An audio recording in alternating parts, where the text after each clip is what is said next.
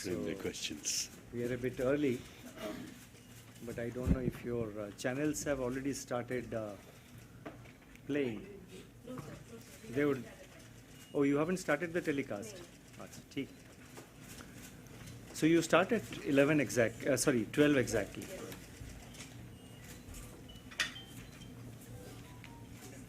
So what is the House vote on the monetary policy? As expected. As expected. Okay. What you were told meaning? So what the people on the channel said, it is unexpected. Okay. But some people were expecting that he will follow now. Okay, I think let's get going. Good morning, and you have already heard the questions. You have already heard my statement, so I would request our media head, Yogesh Dayal, to take over. To this post-policy press conference. This is the last for the year, and we'll be today interacting with media friends who have come from all media agencies, all media houses been represented. So first of all, I'll welcome the governor and the deputy governors, Shri M.K. Jain, Dr. Michael Dipatra, Shri M. Rajeshwar Rao, Shri T. Ravi Shankar, Executive Directors Dr. O.P. Mal and Dr. Rajiv Ranjan, along with my colleague from MPD, Monish Kapoor, and the media friends. Welcome to this press conference. Before we go ahead, sir, I would request you to make some opening remarks so that we can get started with the press conference. Thank you. You see, what I have done is that, as I have been doing in the previous Monetary Policy Committee press conferences, I have tried to summarize, the statement, the detailed statement which I made. I have tried to summarize them. And in this context, I would like to highlight 7 points. First, this basically emanates from whatever is there in the statement, but to just put things in the perspective, I would like to say as follows. The first point is that the Indian economy remains resilient. It has withstood successive global shocks over the last 3 years. Each shock came with unprecedented suddenness and spillovers. Major economies are still reeling under their pressure. However, Indian economy, amidst all this, remains resilient. The second point is that inflation has shown signs of moderation. I repeat, inflation has shown signs of moderation, and the worst is behind us. But there are concerns around core inflation. We cannot take our eyes off inflation. Third, we are now witnessing conducive conditions of macroeconomic stability as reflected in moderation in inflation, fiscal consolidation, and the expectation that the current account deficit is likely to narrow in the coming quarters. Fourth, the Indian rupee has remained one of the least volatile currencies among its Asian peers in 2022 and continues to be so this year also. Fifth, the real policy rate has moved into positive territory and the banking system has exited from the Chakravyuh of excess liquidity without causing any disruption. Monetary policy transmission is also picking up. Sixth, on liquidity, the Reserve Bank will remain flexible and responsive to the requirements of the productive sectors of the economy. And seventh and the final point is that we in the Reserve Bank of India stand resolute to deal with all future challenges. I'll stop here. Thank you. Thank you, sir, for those opening remarks. I will start the press conference by, I'll invite Mr. Govardhan Rangan from Economic Times to ask his question. Thank you, Yogesh. So good morning, Governor. With this policy, probably you're not surprised, you just met the expectations. But in terms of the future outlook. Your inflation forecast for next year is 5.3, and the Q4 of next year is at 5.6.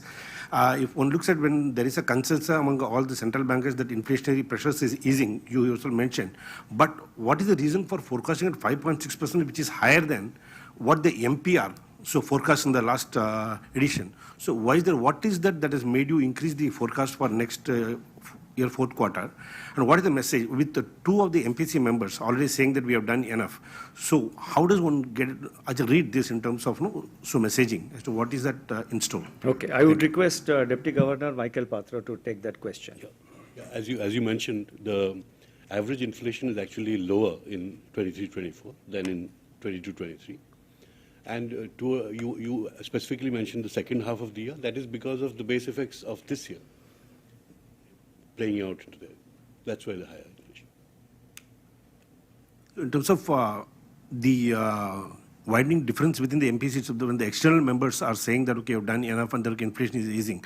So why is that, still there is kind of an indication that there may be rate hikes and, okay, not a pause? No, ultimately the MPC decision is the majority decision. And with regard to indication, it's not possible to, say anything. I have said it earlier also that in the current tightening cycle especially with regard to rates, we have refrained from giving any forward guidance because sometimes it can be, and quite likely sometimes, it may become counterproductive. So we are not giving any forward guidance. We have said that we will be extremely watchful of the incoming data as well as the outlook on inflation as well as what is happening in the overall economy. Based on that, we will decide going into the future months. Thank you, sirs. I'll invite Thank you, sirs. I'll invite Mr. Anand Adhikari from Business Today to ask his question. Good afternoon, sir.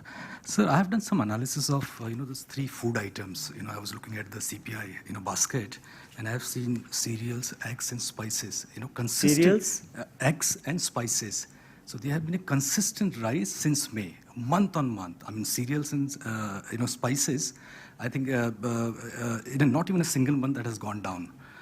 In case of eggs, they are, prices are high, but in the last 2 months, we have seen at least 5%, rise in the last 2 months. I just want to know, what is your assessment of these three items, in the food basket, and will they remain sticky? You see, each component of the food inflation, or let me put it this way, each component of the headline inflation, and beyond that, each component of the food inflation, the core inflation and the fuel inflation, each of the components, the momentum, that is the month-on-month momentum, are very closely examined by the MPC and by our research teams within the RBI. And based on that, we give out certain statements. Like, for example, I have said that the moderation in vegetable prices in the last 2 months, that is in November and December, they more than offset the price momentum in cereals, and I have mentioned 1 or 2 items there. So we are examining all these components, and the future trajectory of each of these components, the month-on-month momentum, it's all built into our projections. Thank you. Thank you, sir. I'll invite Mr. Vishwanath Nair from BQ Prime to ask his question. Good afternoon, Governor. In your statement, you mentioned that banks have come out of this Chakravyuh of excess liquidity. You're also pointing out that the deposit rates are rising between May and December. You pointed to 13 basis points on weighted average term deposit, fresh deposits. Having said that, since the last policy, the gap between the credit and deposit growth has reduced, but it still remains quite wide. As the prospects for credit growth are rising sharply still, how long can banks continue having this 400-500 basis point gap between the credit and deposit growth rates? You would like to take that, or Jain will take that? I think I would request DG Michael Patra to take that question, and DG Jain can supplement thereafter. Yeah, as you point out, the difference has narrowed, but there is still a difference, and it's really up to the banks to mobilize deposits and make up the gap. They are doing so through certificates of deposit and reducing their non-SLR investments. but they need to mobilize deposits on their own to meet the gap. Thank you, sirs. I'll invite... Just a moment. I sorry. would request DG Jain to supplement. Okay, I will supplement what Dr. Patra has talked about it. There is an increase in the deposit side also. The sources of funding we have analyzed, and we have seen that the sources of funding are coming from deposit as well as the borrowings. The CD ratio as of now for the banking sector has increased little bit, but still reasonable within the range. And the liquidity coverage ratio is still at very comfortable level, much higher than the regulatory prescription of 100%. Thank you, sirs. I'll invite Ms. Lata Venkatesh from CNBC TV 18 to ask her question. Thank you, Yogesh. Governor, 2-3 questions, please. So this It will real be good policy if you rate... can ask one, because... The real policy rate, you said that, now 5.6 inflation and 6.5% repo rate. But the one-year T-bill is trading at 6.95.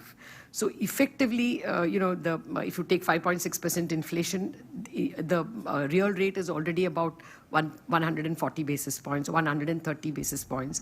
Will you be guided only by the pre-COVID, which was, I think, 230 basis points difference, real positive rate? So what will guide your decision to pause? Or will it be also actions of other central banks? And if I may, so what is the total exposure of the banking and the NBFCs to the Adani Group? Because we just heard that REC has 7,000 crores. So is there a number that you all have already assessed? And if you can tell us whether you would be cautious that that number shouldn't increase. Okay, and now the first part of the question, relating to that real rates and all, Dr. Patra can take, then I will take over the next question. I mean, the next part of the question. So, as you point out, we have nudged Put the mic on. Yeah. we have nudged the real policy rate into positive territory. What its level will be decided by the evolving macroeconomic configuration. So it's not necessarily guided by pre-pandemic levels or anything, but by the evolving growth and inflation trajectory. But 130 is big, no real rate. No, actually, we're talking about the real policy rate, right? So you take the policy rate and adjust it for 4 quarters ahead inflation, as we've always done, and you get less than 1%. You get 0.9. Okay. And about foreign banks and all that, we take into account all developments in the world, but monetary policy has an exclusive domestic orientation, and it will react to domestic developments. Now, with regard to the other part of the question about the exposure of the banking sector to the to one particular business conglomerate, we have issued a press release on last Friday. I have nothing more to add to that. Individual cases and their numbers, as you are aware, we do not discuss in the public domain. Having said that, let me mention in addition, because so many questions are being raised in the public domain, in the last 3 to 4 years, the Reserve Bank has taken a number of steps to strengthen the resilience of Indian banks. We have come out with clear guidelines to regulate the governance in Indian banks.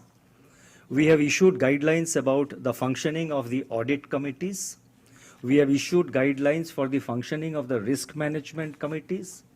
We have now made it mandatory for appointment of chief risk officer in banks.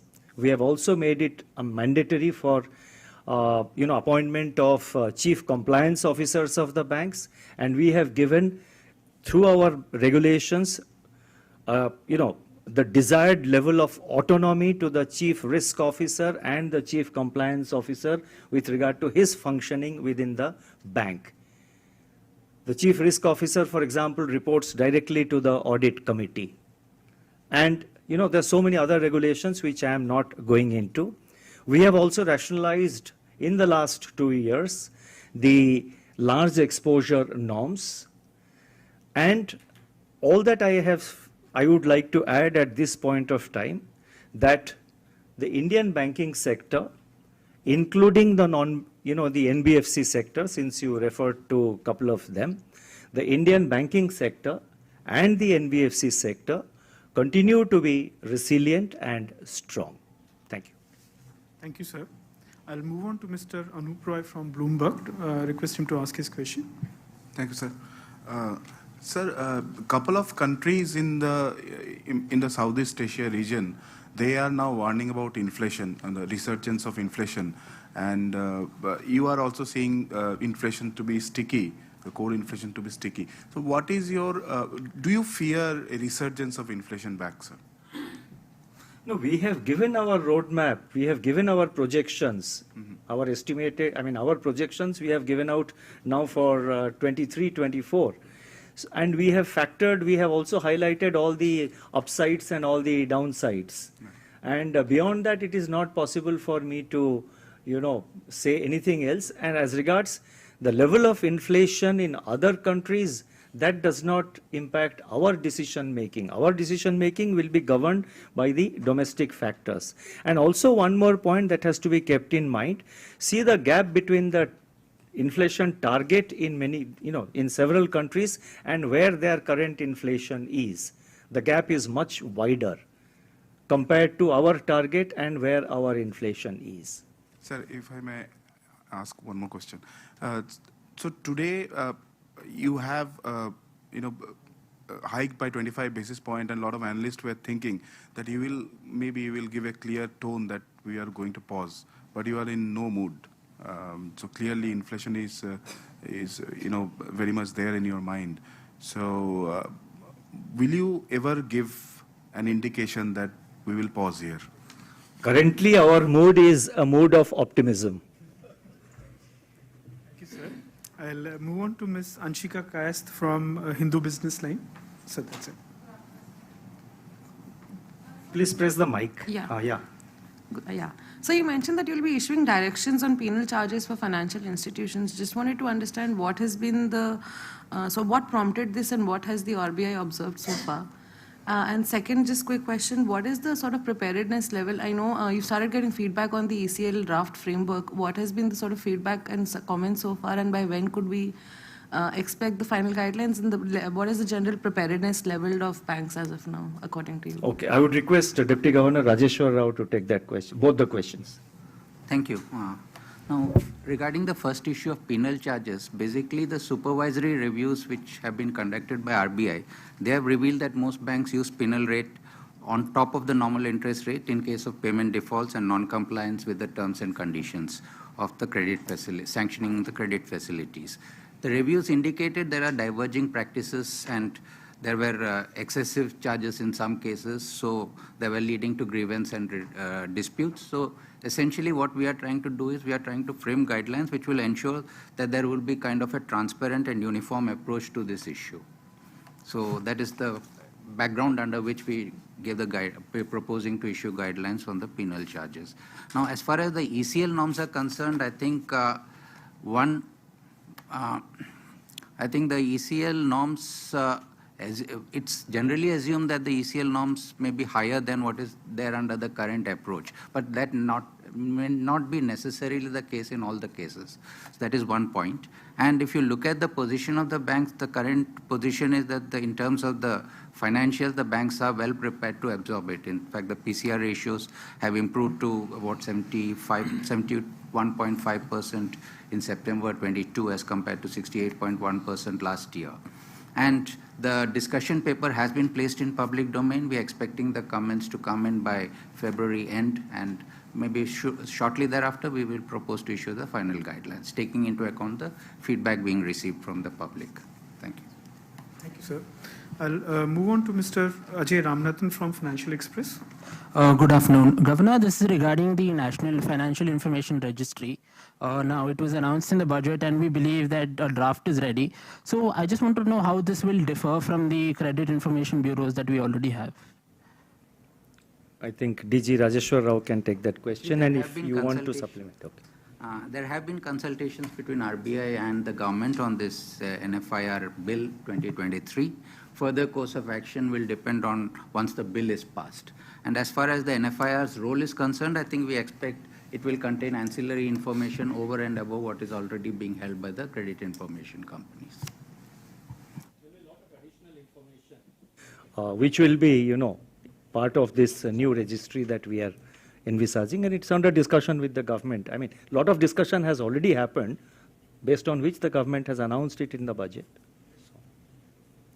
Thank you, sir. I'll invite Ms. Chloe Cornish from the Financial Times to ask a question. Thank you, Yogesh. International banks were key financiers of the Adani Group. Moody's and other agencies have said that the Indian banking system is not badly exposed to the Adani Group, unless they start to become major lenders to the group, which may become less able to avail financing from international lenders. Fitch actually said there is a tail risk that fallout from the controversy could broaden and influence India's sovereign rating. Will you be giving any guidance to domestic banks about their exposure to the Adani Group going forward? You see, I think I have replied whatever I wanted to say. We have made our own assessment. I mean, other agencies make their own assessments. In the Reserve Bank, we have made our own assessments. And I have said whatever I just said a little while ago and whatever we said in the press note based on our assessment. The large exposure guidelines prescribed by the RBI are fully complied with by all the banks. And so far as the, Indian banking system now, the total, the strength, the size, and the resilience of the Indian banking system is now much larger and much stronger to be affected by, an individual incident or a case like this. The banking system is strong, and also, I think this whole perception is coming because of the market capitalization of the shares of the group. When banks lend money to a company or to a group of companies, the banks do not lend on the basis of market capitalization of that particular company. The banks lend on the basis of the strength of their company, the fundamentals of their company, or the strength and the fundamentals of their analysis if it's a greenfield project, the anticipated cash flows, and so many other things go into the appraisal of the banks. And the appraisal methods of Indian banks have significantly improved over the years. So I think I would just reiterate again that the banking system is stable, continues to be strong. DG Jain, would you like to add anything? Governor has already explained that our domestic bank's exposure is against the underlying assets, the operating cash flows, and the projects under implementation, and not based on the market cap. The exposure as of now is not very significant across all the banks and the NBFCs as well. The exposure against shares of the domestic banks is insignificant. Thank you. Thank you, sirs. I'll move on to Mr. Ben Josh from the Press Trust of India, PTI. Hi, Governor. Is 6.4% is an achievable target given the external risk?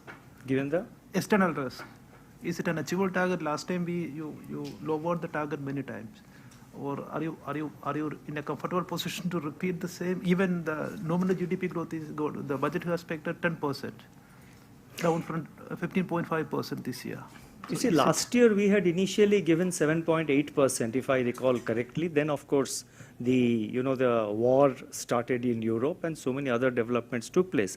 But I think I'll leave it to Dr. Patra to take that question. So if I may just add, that first quarter you'll have upped from 7.1 to 7.8. Why?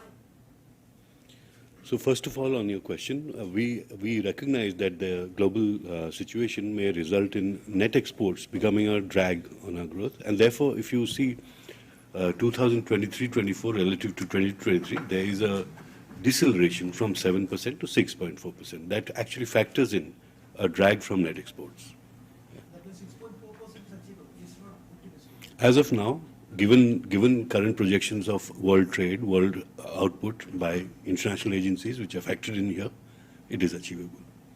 Yeah, and these are year-on-year forecasts, so they have a momentum and a base effect. Some of it is coming from the base, that is 22-23.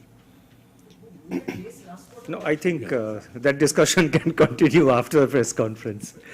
Sorry about that, but yeah. Thank you, sir. I'll invite Gopika Gopakumar from the Mint to ask a question. Thank you, Yogesh, sir. Sir, this is with respect to liquidity. You've said that the liquidity remains surplus, although it's lower compared to last year. Now, and you are looking at different liquidity operations on both sides of the LAF. Where would you want to see the liquidity? Is there some level now you're looking at before it starts normalizing? You see, in beginning of this financial year, I think the liquidity was about 7 to 8 lakh crores in April 22. Now the daily average daily LAF, I have given out the number. I think it is 1,60,000 crore, 1.6 lakh crore. I have mentioned it in the statement. And during this period, also on I think couple of occasions, on 2 occasions, we undertook variable rate repo operations for very short periods when there was a little bit of a stress in the liquidity situation. Our effort, and as my colleague Deputy Governor M.K. Jain pointed out, the LCR, the liquidity coverage ratio of the banks is much more than I would not say much more. And as far as the NFIR's role is concerned, I think we expect it will contain ancillary information over and above what is already being held by the credit information companies. There will be a lot of additional information, which will be, part of this new registry that we are envisaging, and it's under discussion with the government. I mean, a lot of discussion has already happened, based on which the government has announced it in the budget. Thank you, sir. I'll invite Ms. Chloe Cornish from the Financial Times to ask a question. Thank you, Yogesh. International banks were key financiers of the Adani Group. Moody's and other agencies have said that the Indian banking system is not badly. On the evolving situation, it's difficult for me to, pinpoint and give out a number. It will depend on the evolving situation and, the credit offtake, the needs of the economy. But we have given a statement that we will, we will sort of keep in mind, we will be responsive to the needs of the productive sectors of the economy so far as liquidity is concerned. Under that broad principle, we will act.